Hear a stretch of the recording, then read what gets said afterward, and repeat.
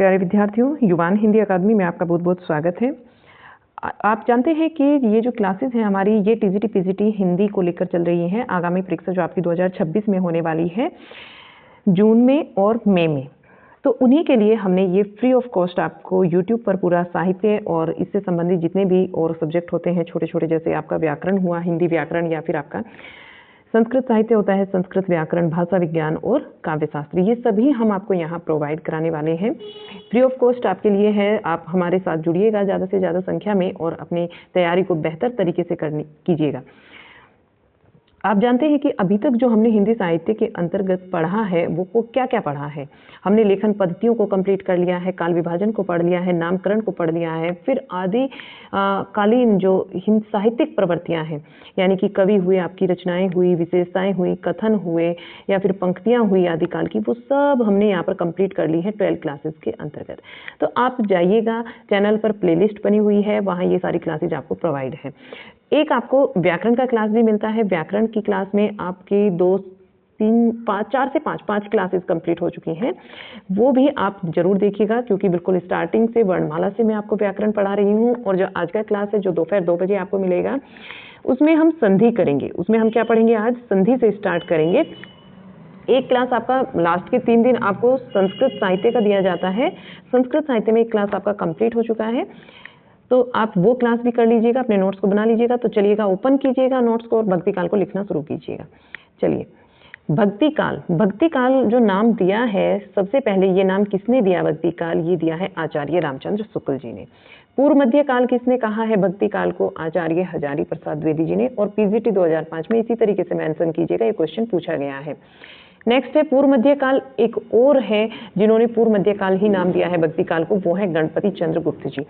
भक्तिकाल कहा है फिर डॉक्टर रामकुमार वर्मा ने। इन्होंने भी भक्तिकाल नाम ही माना है भक्तिकाल का, कि यही नाम होना चाहिए। फिर आते हैं मिश्र बंधु। मिश्र बंधु ने नाम दिया है माध्यमिक काल। मिश्र बंधु कौन है, किनको कहा जाता है, ये मैं पढ़ा चुकी हूँ आपको आदिकाल के अंतर्गत। ठीक है, आप मुझे बताइएगा पूरा डिटेल में। जब मैंने आपको नामकरण पढ़ाया था तब मैंने आपको पढ़ाया था, ग्रंथ जब पढ़ाए थे तब भी मैंने आपको बताया था पूरा डिटेल में। तो मिश्र बंधु जो 3 भाई थे, उन तीनों के नाम आपको कमेंट बॉक्स में लिखने हैं, कौन कौन थे। चलिए, आगे जो बनता है यहाँ पर पॉइंट, इसी तरीके से मेंशन कीजिएगा।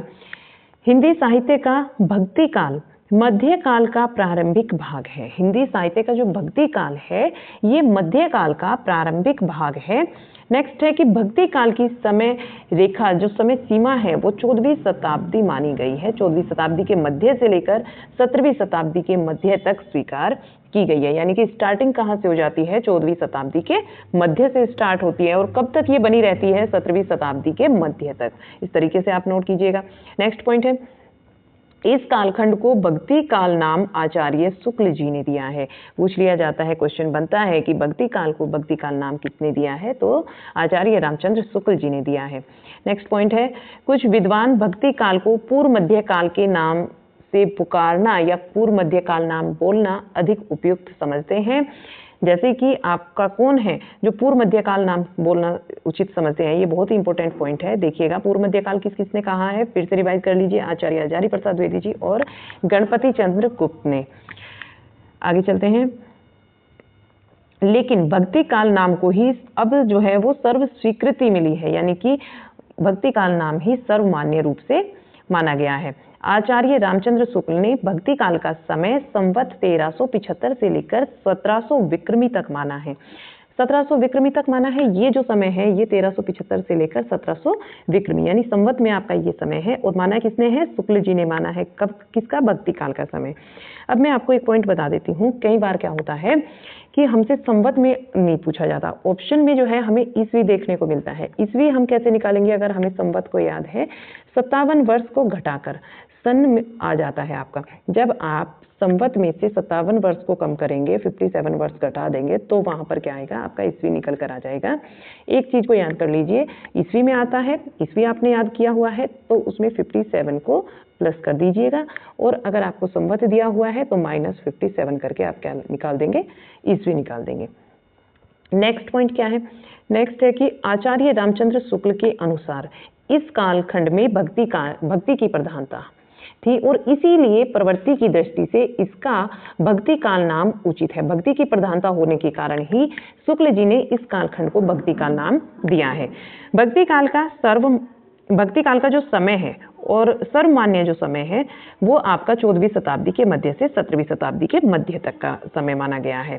संवत को ईस्वी में बदलने के लिए 57 वर्ष को घटा दिया जाता है। ये ध्यान में रखेंगे, ये नोट बनाकर आपको भी इसी तरीके से लिखना है। भक्ति काल के अंतर्गत हिंदी में कबीर, सूर और जायसी, तुलसी, रैदास, मीरा जैसी महान प्रतिभाओं ने रचनाएं की हैं और इन्हीं रचनाओं के कारण भक्ति युग को हिंदी साहित्य का स्वर्ण युग कहा जाता है। जॉर्ज गियर्सन ने सर्वप्रथम भक्ति काल को हिंदी साहित्य का स्वर्ण युग माना है। पीजीटी 2010 में ये पूछा गया है, आपसे स्टार मार्क कर लीजिएगा इसके सामने, इंपॉर्टेंट है, रिपीट हो सकता है। ठीक है, आगे चलते हैं, देखते हैं आगे क्या पॉइंट है। इसी तरीके से पॉइंट्स बनाकर लिखिएगा अपने नोट्स में कि डॉक्टर नगेंद्र ने अध्ययन की सुविधा की दृष्टि से 1350 ईस्वी और 1650 ईस्वी तक भक्ति काल की समय सीमा स्वीकार की है। कब की है? 1350 ईस्वी से 1650 ईस्वी तक डॉक्टर नगेंद्र के द्वारा भक्ति काल की समय सीमा को स्वीकार किया गया है। हिंदी में भक्ति साहित्य की परंपरा नामदेव की रचनाओं से प्रारंभ होती है। अगर प्रारंभ पूछ लिया जाए कि कहाँ से होती है भक्ति में साहित्य की परंपरा का प्रारंभ कहाँ से होता है हिंदी के अंतर्गत, तो वो होता है नामदेव जी की रचनाओं से। हिंदी साहित्य में, अगला पॉइंट, हिंदी साहित्य में भक्ति काल से तात्पर्य उस काल से है जिसमें मुख्यतः भागवत धर्म के प्रचार प्रसार के परिणाम स्वरूप भक्ति आंदोलन का सूत्रपात हुआ था। नेक्स्ट पॉइंट है, भक्ति एक भावना है। भक्ति क्या है? एक भावना है जिसका मूल आधार ईश्वर पूजा है। जिसका मूल आधार क्या है? ईश्वर पूजा है। काव्य भक्ति काल में साधन है। काव्य क्या है? भक्ति काल के अंतर्गत साधन है, साध्य नहीं है। साध्य के रूप में तो भक्ति को ही मान्यता प्राप्त हुई है। साध्य के रूप में भक्ति काल में भक्ति को ही मान्यता प्राप्त हुई है। आगे देखते हैं, मोनियर विलियम के अनुसार, जो मोनियर विलियम है इनके अनुसार इन्होंने कहा कि भक्ति शब्द की उत्पत्ति भज धातु से हुई है, जिसका अर्थ है भाग लेना। जिसका अर्थ क्या है? भाग लेना या फिर सेवा करना। मोनियर विलियम्स बोलते हैं कि भक्ति शब्द की जो उत्पत्ति है वो भज धातु से होती है, जिसका अर्थ है भाग लेना या फिर सेवा करना। भक्ति का सर्वप्रथम उल्लेख श्वेता श्वेतेश्वर उपनिषद में मिलता है। भक्ति का जो उल्लेख है वो कहाँ पर मिलता है? श्वेता श्वेतेश्वर उपनिषद में देखने को मिलता है। सबसे पहले भक्ति का जो उल्लेख हुआ है। नेक्स्ट पॉइंट, धर्म का प्रवाह, ज्ञान, कर्म ज्ञान और भक्ति। धर्म का जो प्रवाह है वो कर्म ज्ञान और भक्ति इन तीन धाराओं में चलता है। धर्म का प्रवाह किन तीन धाराओं में चलता है? क्वेश्चन बनता है यहाँ से, इंपॉर्टेंट पॉइंट है ये। और ये वाला भी इंपॉर्टेंट पॉइंट है, जहां मैंने अलग कलर से मेंशन कर दिया उसको तो आप समझ लेना, बहुत ही ज्यादा इंपॉर्टेंट है, पूछा गया है। ठीक है, बार बार तो मैं नहीं बोल सकती आपको पढ़ाते हुए बीच बीच में कि ये पूछा गया है, लेकिन हाँ जहां मेरी नजर टिक जाती है उसको मैं बता देती हूँ। तो देखिए बेटा, जो धर्म का प्रवाह है वो धर्म ज्ञान और भक्ति, कर्म ज्ञान और भक्ति इन तीन धाराओं में चलता है। धर्म का प्रवाह, कर्म ज्ञान और भक्ति, इन तीनों के सामंजस्य से ही धर्म अपनी पूर्ण सजीव दशा में रहता है। कैसी दशा में रहता है? पूर्ण सजीव दशा में रहता है और किसी एक के भी अभाव में वह विकलांग रहता है। कोई किसी एक का भी अगर अभाव हो जाता है, अगर कर्म नहीं है, ज्ञान नहीं है, भक्ति नहीं है, कोई एक इसमें से नहीं है, तो क्या हो जाता है? धर्म विकलांग हो जाता है। कुछ पॉइंट भी है इसके, जैसे बताया गया है और पूछा भी गया है एग्जाम में। देखिएगा, कर्म के बिना, अगर कर्म नहीं है, कर्म के बिना तो वह लूला लंगड़ा हो जाता है। कर्म के बिना धर्म कैसा हो जाता है? लूला लंगड़ा हो जाता है। ज्ञान के बिना वह अंधा हो जाता है। अगर ज्ञान ही नहीं है तो वो अंधा हो जाएगा। धर्म क्या है? अंधा हो जाएगा। भक्ति के बिना, अगर भक्ति नहीं है तो वह हृदय विहीन हो जाता है। धर्म क्या है? एक हृदय विहीन हो जाता है, या फिर आप निष्प्राण भी बोल सकते हैं कि निष्प्राण हो जाता है। पीजीटी 2013 के क्वेश्चन पेपर में बना था यहाँ से क्वेश्चन। ठीक है, इसको भी स्टार मार्क कर लीजिएगा और ये चीजें नोट करते रहिएगा जहां पर मैंने नोट किया है कि ये क्वेश्चन कब आया है। नेक्स्ट है पॉइंट, कर्म और भक्ति के सहारे सारे जन समुदाय की संपत्ति होती है। कर्म और भक्ति क्या होती है? वो सारे के सारे जन समुदाय की संपत्ति होती है। आगे आचार्य रामचंद्र शुक्ल जी ने चिंतामणि भाग 1 में, चिंतामणि भाग 1 ये क्या है? ये चिंतामणि जो है आचार्य रामचंद्र शुक्ल जी की रचना का नाम है। चिंतामणि भाग 1 में श्रद्धा और भक्ति शीर्षक निबंध के अंतर्गत श्रद्धा और प्रेम के योग को भक्ति माना है। शुक्ल जी ने, देखिएगा कितनी डीपली आपको बात बताई गई है कि जो शुक्ल जी हैं, रामचंद्र शुक्ल जी हैं, इन्होंने चिंतामणि भाग 1 में, चिंतामणि के 4 भाग हैं, ठीक है, लेकिन बात कहाँ हो रही है, भाग 1 की हो रही है। भाग 1 में श्रद्धा और भक्ति शीर्षक निबंध के अंतर्गत, श्रद्धा और भक्ति वहां पर एक शीर्षक निबंध है, इस नाम से एक निबंध रखा गया है, श्रद्धा और भक्ति के नाम से निबंध है। उसमें श्रद्धा और प्रेम के योग को ही भक्ति माना है। भक्ति के प्रकार की बात कर लेते हैं। भक्ति के 5 प्रकारों की कल्पना की गई है, ठीक है, ऐसे ही नोट कीजिएगा। नंबर 1, साख्य भाव की भक्ति। इस भक्ति में भक्त स्वयं को ईश्वर का सखा मानता है और अपनी भावनाओं को ईश्वर के सामने व्यक्त करता है। ईश्वर का क्या मानता है, अपना दोस्त मानता है और ईश्वर के सामने अपनी भावनाओं को व्यक्त करता है। जैसे अगर फॉर एग्जाम्पल आपसे पूछ लिया जाता है कि किसकी भक्ति है साख्य भाव की भक्ति, आप किसको बताएंगे, तो सूरदास जी की भक्ति ये साख्य भाव की भक्ति पर आधारित है। दूसरे नंबर पर आता है दास्य भाव की भक्ति। दास्य भाव की जो भक्ति है, इस भक्ति में भक्त ईश्वर का दास होता है। दास्य भाव की भक्ति के अंतर्गत क्या होता है, भक्त जो है वो ईश्वर का दास होता है और इस भक्ति में भक्त कीर्तन तथा लीलागान करता है। जैसे तुलसीदास की भक्ति दास्य भाव की भक्ति है। हनुमान जी की भक्ति भी इसी श्रेणी में आती है। हनुमान जी जो भक्ति करते थे भगवान श्री राम की, तो उनकी भक्ति भी दास्य भाव की भक्ति में आती थी और तुलसीदास जी की भक्ति भी दास्य भाव की भक्ति में आती थी। सूरदास की भक्ति जो है वो साख्य भाव की भक्ति थी। अब नंबर 3 पर आता है आपका वात्सल्य भाव की भक्ति। वात्सल्य भाव की भक्ति जो है, इस भक्ति में ऐसे भाव आते हैं जिसमें ईश्वर के बाल रूप और उनकी लीलाओं को अपनी भक्ति का आधार माना जाता है। अपनी भक्ति का आधार मानना ये भाव आता है इस भक्ति के अंतर्गत, वात्सल्य भक्ति के। ये भक्ति किस किस की भक्ति थी? वात्सल्य भाव की भक्ति को किसने अपनाया? नंद और यशोदा ने अपनाया अपने पुत्र के प्रति, वात्सल्य भाव की भक्ति थी उनकी।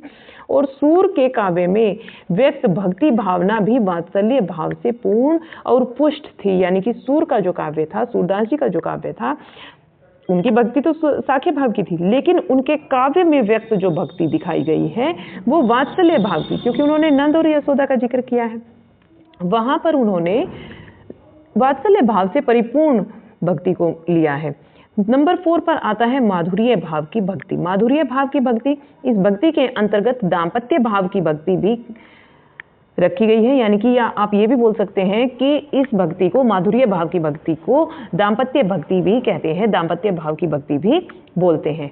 इसमें माधुर्य भाव की भक्ति निर्गुण भक्तों के यहाँ दाम्पत्य भाव के द्वारा व्यक्त हुई है। ये पॉइंट इंपॉर्टेंट है आपका। इसका दूसरा नाम दाम्पत्य भाव की भक्ति भी है। माधुर्य भाव की भक्ति का याद में रखेंगे। कबीर ने दाम्पत्य भाव को अपनाकर ही अपने राम को बहुरिया कहा है। कबीर जी ने क्या किया था? कबीरदास जी ने, उन्होंने दाम्पत्य भाव की भक्ति को अपनाया था और इसी भक्ति को अपनाकर उन्होंने राम को अपनी बहुरिया कहा था।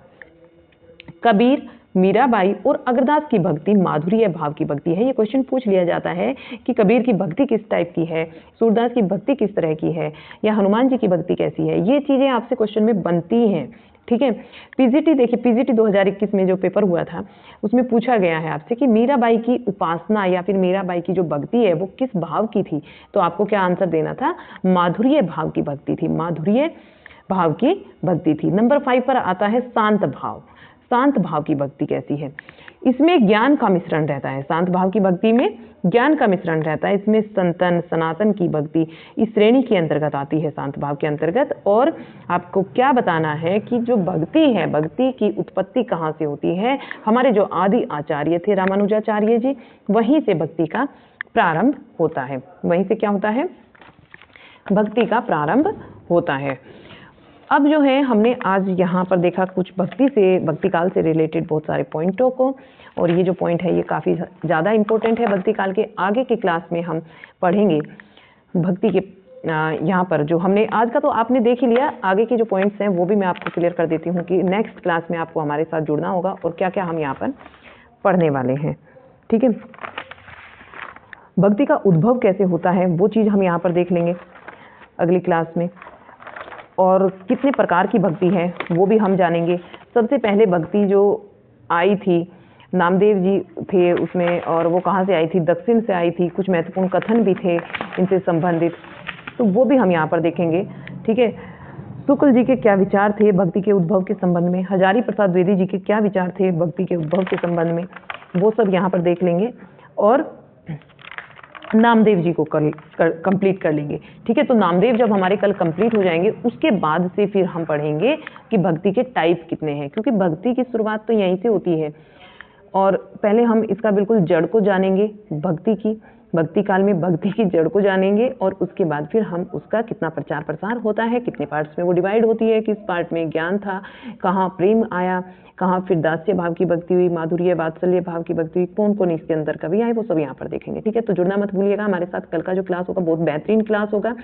अपने नोट्स को ऐसे ही बनाते रहिएगा, स्वस्थ रहिएगा, खुश रहिएगा, चैनल को सब्सक्राइब जरूर कीजिएगा, और इस क्लास को ज़्यादा से ज़्यादा लाइक शेयर कमेंट करिएगा। ठीक है, और 2 बजे जो क्लास होगा आपका हिंदी व्याकरण का डे है आज, तो हिंदी व्याकरण आपको देखने को मिलेगा, उसमें हम संधि स्टार्ट करेंगे, तो संधि का क्लास आप जरूर कीजिएगा। चलिएगा, फिर मिलते हैं आपसे एक नई क्लास में, तब तक के लिए